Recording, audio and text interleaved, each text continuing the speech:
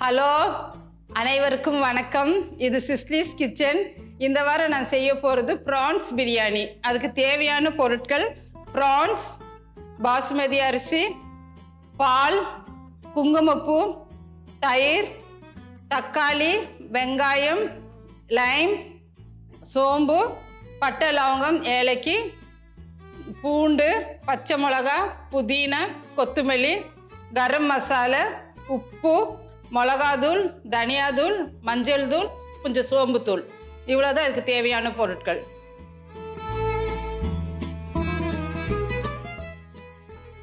இப்போ நம்ம இந்த ப்ரான்ஸை கொஞ்ச நேரம் ஊற வைக்கணும். அதுக்கு தேவையான பொருட்கள்: இஞ்சி பூண்டு பேஸ்ட்டு, மிளகாத்தூள், கொஞ்சம் மஞ்சள் தூள், உப்பு, கரம் மசாலா, கொஞ்சம் லைம்.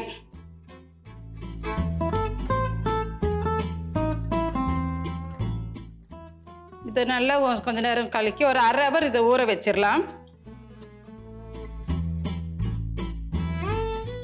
இதை ஊற வச்சுட்டேன். அடுத்தது இந்த கொத்தமல்லி, புதினா, சின்ன வெங்காயம், பூண்டு, பச்சை மிளகா.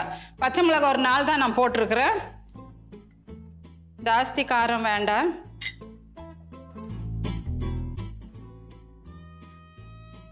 அது கூட பட்டை, லவங்கம், ஏலக்கி, சோம்பு இத்தையும் போட்டுடலாம். இதை ரொம்ப நைஸாக அரைக்கக்கூடாது, சும்மா கொரப்பாக அரைச்சி வைக்கணும். அது இப்போ செஞ்சிடலாம். அடுத்தது வெங்காயம், தக்காளி பழம்லாம் கட் பண்ணி வச்சிடலாம். இது அரை ஹவர் ஊற வைக்கணும். இப்போ இதில் நான் எண்ணெயும் நெய்யும் ஊற்றிருக்கிறேன். இதில் போட்டுடலாம்.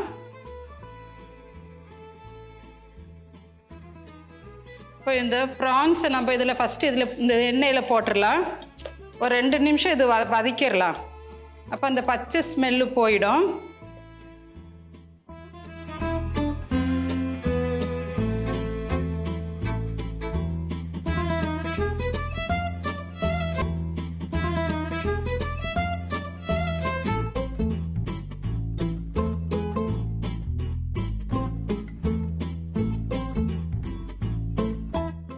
இப்போ நம்ம இதுலேயே வெங்காயம் போட்டுடலாம். நம்ம எடுக்க வேண்டாம் அந்த ப்ரான்ஸை, அப்படியே வெங்காயத்தையும் போட்டுடலாம்.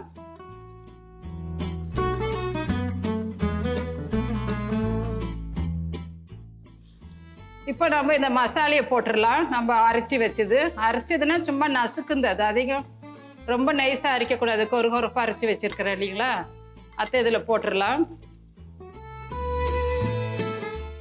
இதில் சின்ன வெங்காயம், பூண்டு, இஞ்சி, பச்சை மிளகா, கொத்தமல்லி, புதினா இதெல்லாம் சேர்த்து நம்ம கொஞ்சோண்டு சோம்பும் போட்டிருக்கிறேன். இதெல்லாம் போட்டு கொஞ்சம் கொரப்பாக அரைச்சி வச்சுட்டு அது இதில் போட்டுடலாம். இப்போ இது பச்சை ஸ்மெல்லும் போயிட்டோம். இப்போ நம்ம தக்காளி போட்டுடலாம்.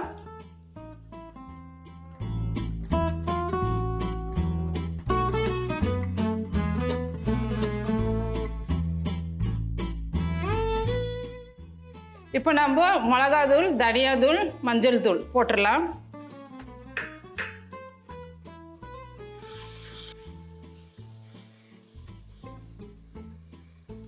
இப்போ இந்த தயிரையும் போட்டுடலாம். இதில் உப்பு போட்டுடலாம். இப்போ நம்ம அளந்து வச்சிருக்கிற தண்ணியை ஊற்றிடலாம். தண்ணி கொதிக்கட்டும். இப்போ நம்ம அரிசி போட்டுடலாம்.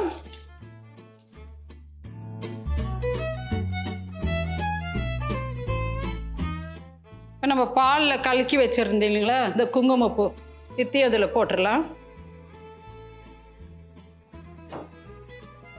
லைம் பிழிஞ்சு வச்சுருந்தோம், அத்தையும் போட்டுடலாம். கரம் மசாலா தூள் கொஞ்சம் போட்டுடலாம்.